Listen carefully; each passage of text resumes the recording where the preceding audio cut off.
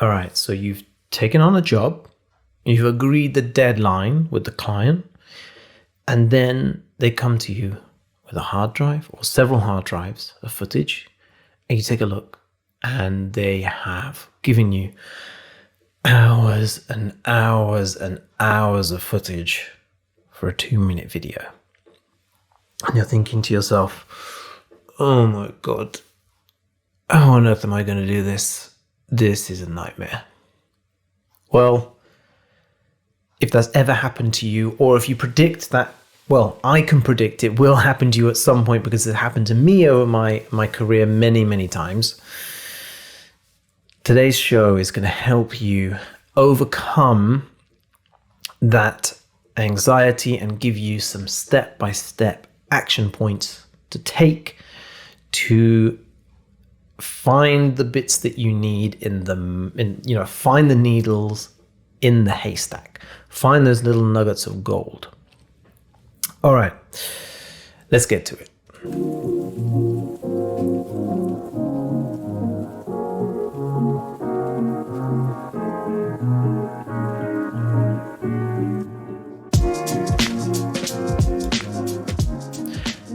Hello and welcome back to another episode of the video editing podcast from Unsplice. Hello, my friend. Welcome back, and it's good to have you here. If you're a new listener, welcome. This podcast is very much about giving you real-world practical tips to help you build trust with clients so that you can become top of their go-to list and improve your freelance video editing career and get you to where you want to be. This episode is a little excerpt. I sometimes overpronounce that and over-enunciate because of the PT at the end. Excerpt. Anyway, it's a small section of a full-length 90-minute course that is available within Unsplice Pro, and that course is called How to Get Hours of Footage Down to Minutes. Part of our goal to bring practical, real-world knowledge and applicable skills to editors to help them with real-life projects. You know, these are the kind of things that you will experience as a career video editor. These are the kind of battles that you'll have to go through, the kind of problems you'll come up against. And after 15 years in the industry, working with clients like Vice, BBC, and looking at commercials and documentaries, I have seen almost everything. And so these teachings are essentially my way of giving back to my younger self all the tools I needed to actually accelerate my career and become an expert faster, because it's a lot easier to learn through courses and through podcasts than it is 10 years of trial and error. So this is a little 20-minute excerpt from a 90-minute course. If you're interested, by the way, head to unsplice.com/pro, because on April the 1st, the cost is going up. So if you get in to Unsplice Pro before April the 1st, you will get in at the lower and the lowest rate possible. And you'll get access to everything. As the price that you pay when you join is the price that you will pay for as long as you're a member. So you'll secure that price. If the price changes ever, you won't be affected. So get in before April the 1st to secure that lowest rate you'll ever find on Unsplice Pro. Unsplice.com/pro. So this 20-minute course is going to be super useful if you work in documentaries and you are often given days of footage, sometimes with no shooting schedule. So they just shoot a load of stuff and then go, here you go, make something of it. Or even social content where they have shot 10 or even 20 hours of footage for a 2-minute video. And it's overwhelming and unnecessary. And this has happened to me on many occasions. If it hasn't happened to you, you are incredibly lucky, but it will happen at some point. So let's start from the beginning of the process and go through, and then I will stop when we get to about the 20-minute mark. So the first thing is something you are not going to do. Let's talk about what you definitely do not want to do, and that is watch all of the footage in real time, because you don't have time. Let's say, for example, you are working on a job and they've set the deadline for 4 days. It's a short form piece of content. You need to deliver in 4 days, and they've given you 10 or even 20 hours of footage. It's going to take you over half of that time. If it's 20 hours of footage, it's probably going to take you the entire 4 days just to watch all that footage back in real time. It's just not possible. And here's the thing you got to think. You may need to sort of reframe everything in your mind, because yes, the client has come to you for a solution, as in you are the one editing, but you did not create this problem. So this is technically not a you problem, this is a client problem. However, it is your duty as an editor to deal with the time schedule and deliver a product to the best of your ability in that time. So you are essentially damage limitation. You have to communicate very, very well with the client what is and is not possible in that time. You shouldn't be working yourself to the ground, working overtime and through nights to deliver the project in 4 days. That will burn you out. It will affect the quality of your work anyway. And then any jobs that you do after that, you'll be burnt out. So it doesn't do you any favors if you try to work through the night and impress the client by delivering in 4 days.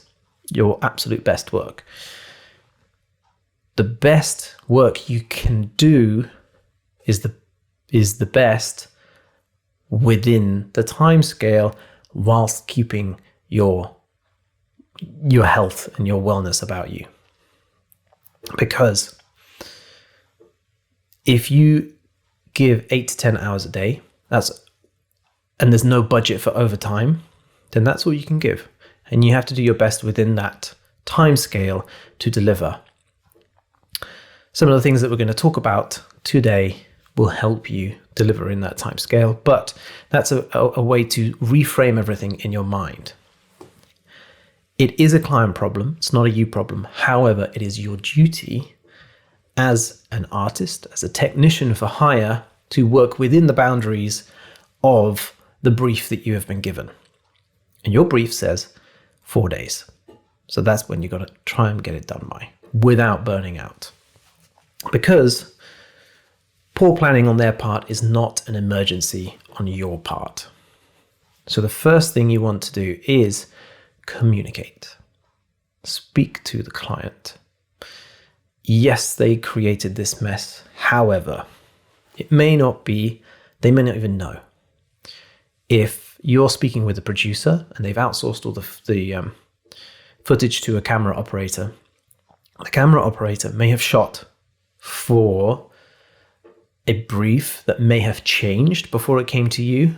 They may not have been briefed properly. There could be all sorts of miscommunication between the producer and the camera op. It could also be there is no camera op and producer. You're just working with a filmmaker. That's the director and the filmmaker, and the camera op, one person. Regardless of who it is, whose fault and where the miscommunication isn't really your problem. And so there's no point in bitching about it, because it will only make you look bad. It's a problem, and it's you and the client versus the problem. The problem is there's too much footage and it's a tight turnaround. So speak with the person, the filmmaker, the camera operator, the producer, or all of them. Get them on a call. First thing we need to do, let them know you've overshot. There's too much footage for me to go through in the amount of time that we have to deliver this. So, in order for me to deliver on time, I need to know certain things. So these are the sort of things that you want to ask on this call. You want to find out what each scene is about that they shot. What each scene is, what actions happen within those scenes, and perhaps if there's some interesting dialogue from that. So let's imagine an athlete. It's a branded piece of content, and it's an athlete, and we follow them on their daily routines and their training exercises as they prepare for a competition. And it's sponsored by Nike, and they wear Nike clothes. That's an example. Well, the filmmaker might decide to just shoot their entire daily routine. The moment they wake up, they hit their alarm clock, they have breakfast, they have, they shower, they get into their gear, they go out for a walk, they commute, they train, they speak to their family, they come home, they go out, meet their friends for dinner. They do, that could be quite a fairly typical shoot. You want to know what happens in each scene. Why is it important? Why is it important that we view this person cleaning their teeth? Is it or is it not? What happens in each scene?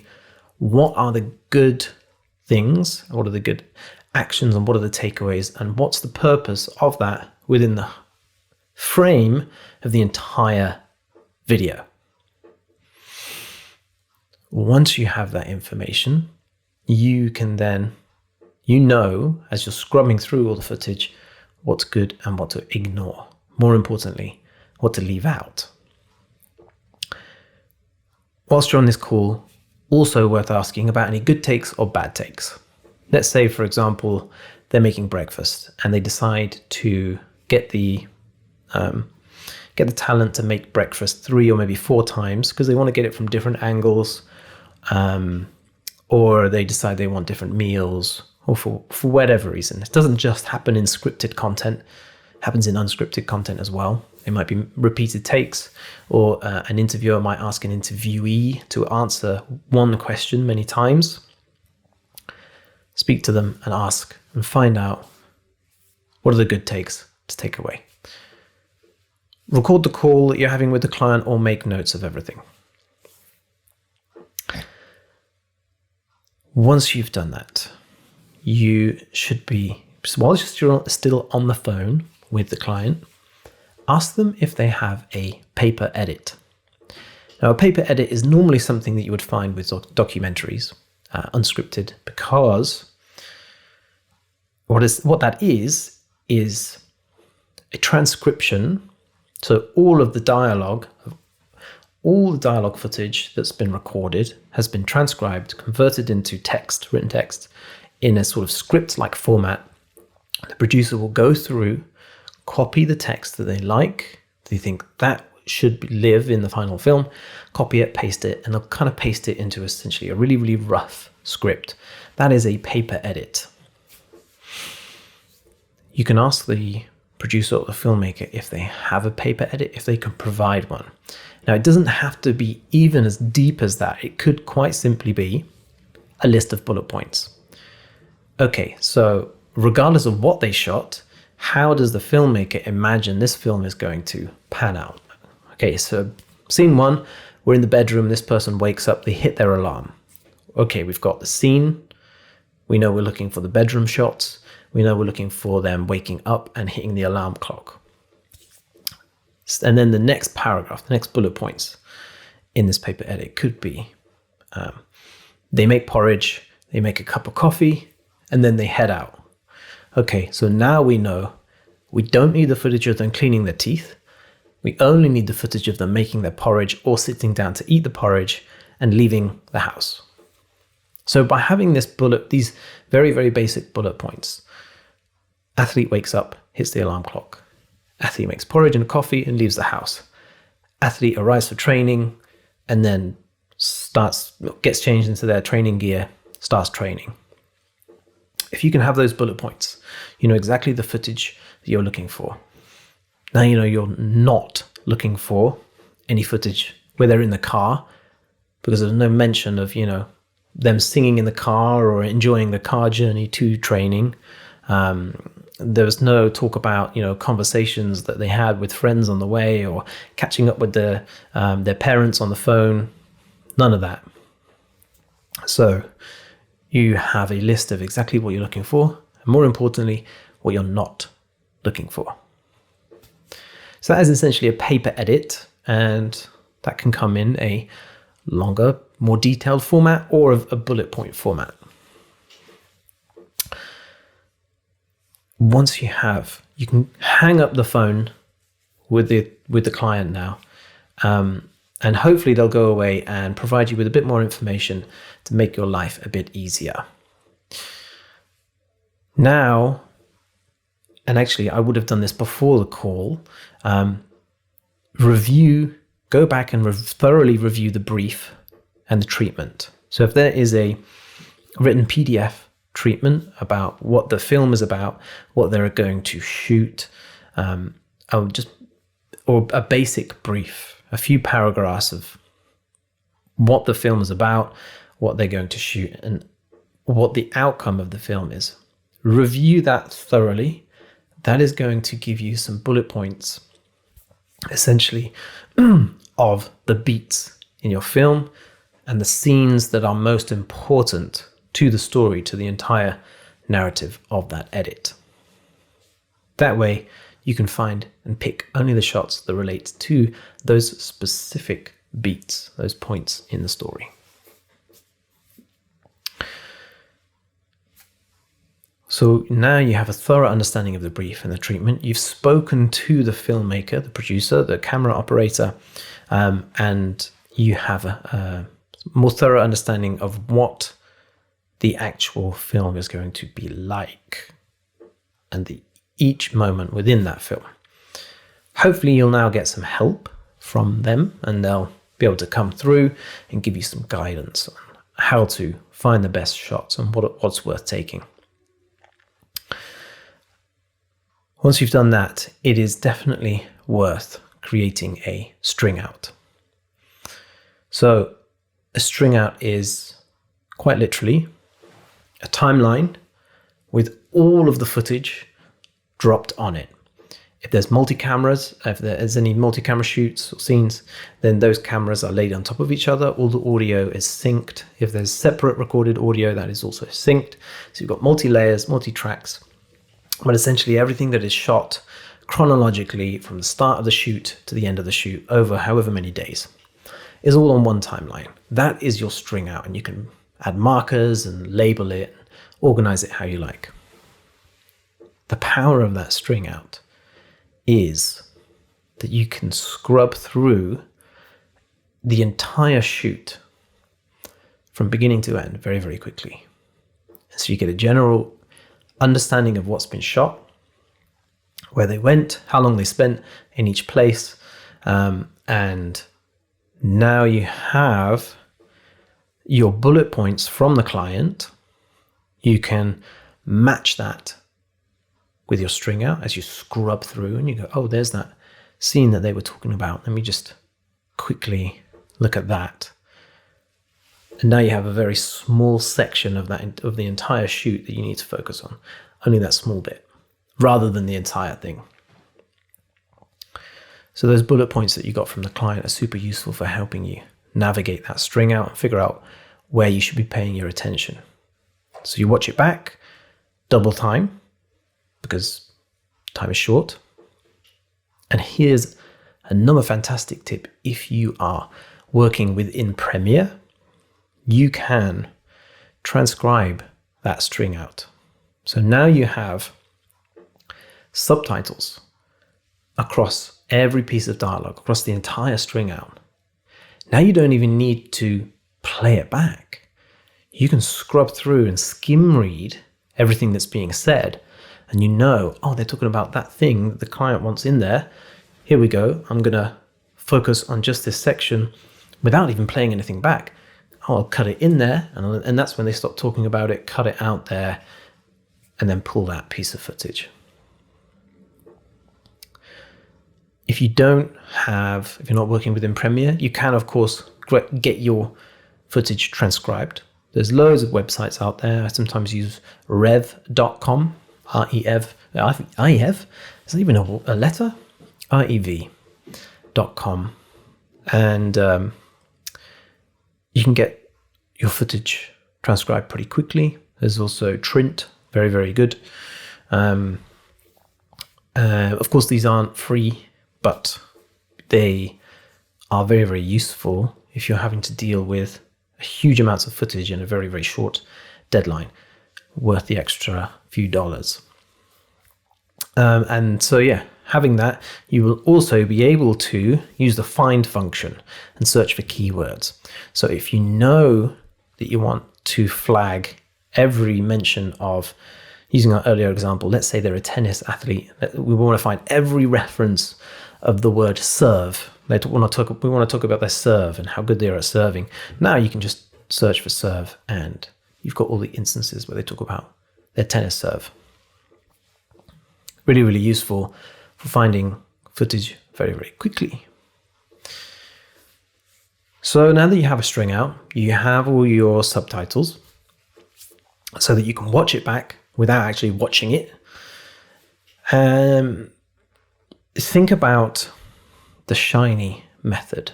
So the Shiny method is an acronym. It's SHINY, which stands for start, identity, nuance, start, human, identity, nuance, and why though.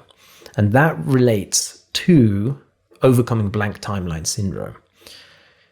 So once you're starting a timeline completely fresh, you have nothing on there, thinking about this framework helps you finalize what it is that you are looking for, pinpoint the kind of footage that you are looking for. I'm going to run through what each of them stands for right now, but essentially it helps you overcome blank timeline syndrome and pinpoint the footage you're looking for. So S stands for start. You've just scrubbed through all the footage on the string out. So what's the best way to start this film? Think about how you can create a really, really powerful start to the film. Once you do create the start, that is going to inspire you for the rest of your edit in terms of pacing, in terms of the vibe, in terms of how you go about creating the entire thing. It's also going to give you that little buzz. Like, okay, I've created the start, I've created the intro, now I can move on to the rest, and I feel invigorated, and I feel like this is something I can tackle. So how are you going to start the film? How are you going to open that thing? H stands for human. Human relates to the human on the other end who is watching it, your audience member. Who is the human watching the video that you are making? What sort of things do they like? Perhaps their demographic, their location, all these things. And where are they watching it as well? That will dictate so many things that relate to the identity of the film. So I is the identity. That is the music, the sound effects, the editing style, the graphical style as well, and the colors.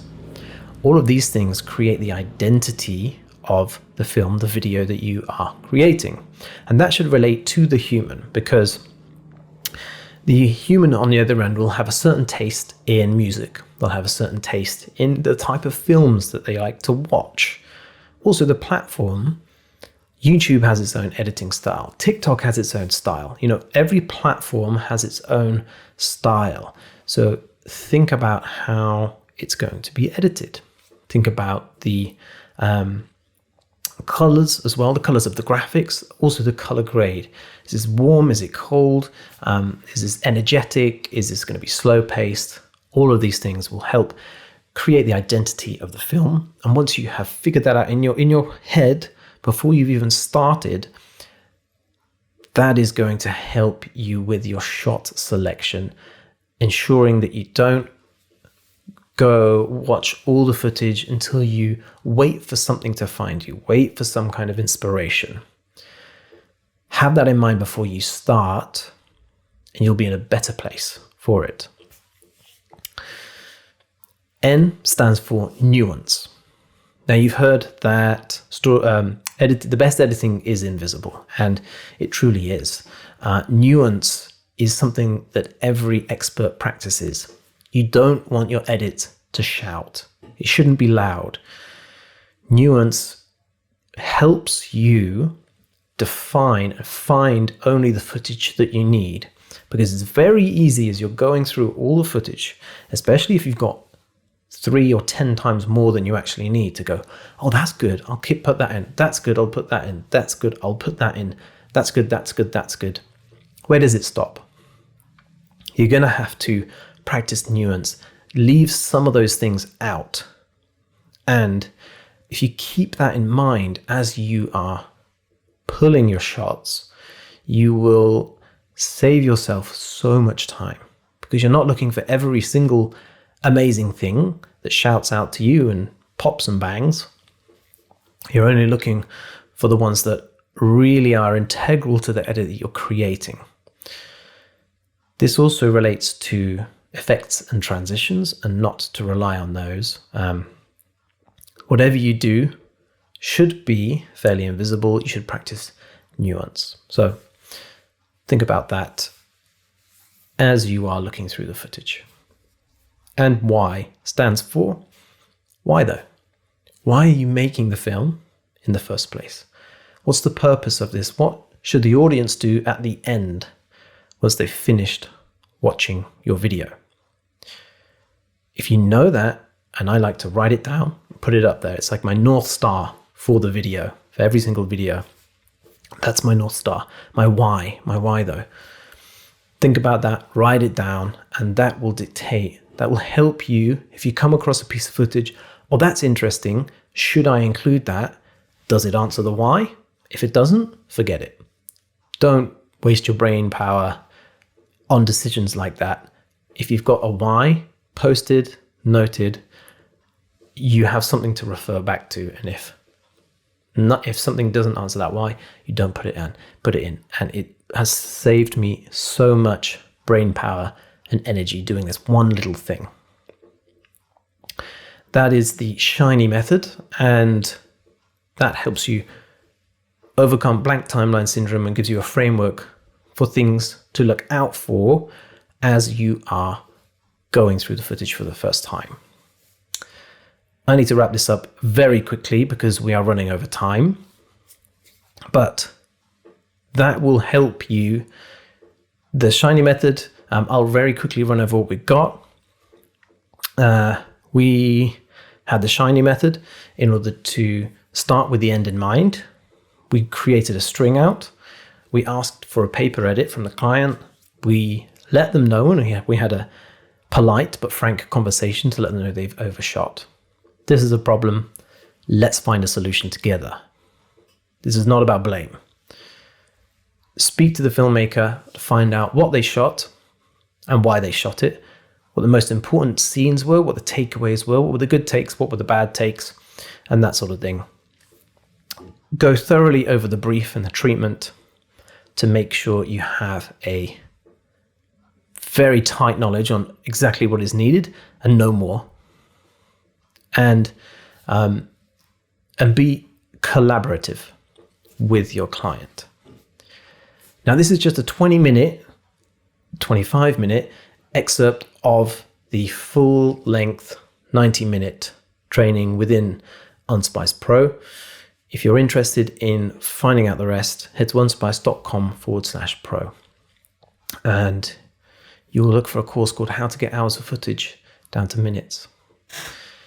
Like I said, it's part of our mission to give practical, real-world industry knowledge that you can use on your jobs in order to build trust with your clients and get them coming back time and time again and recommending you so that you can work on better jobs.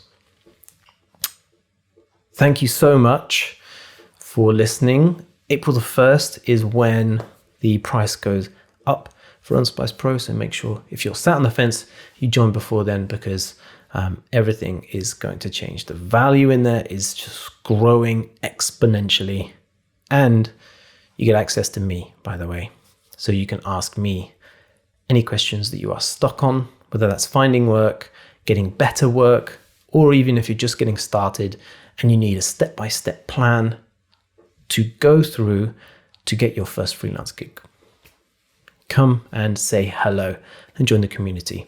There's a really, really lovely bunch in there. And hi guys, if you're listening and you're a member. Thank you so much. I'll speak to you next week. Ciao. Bye.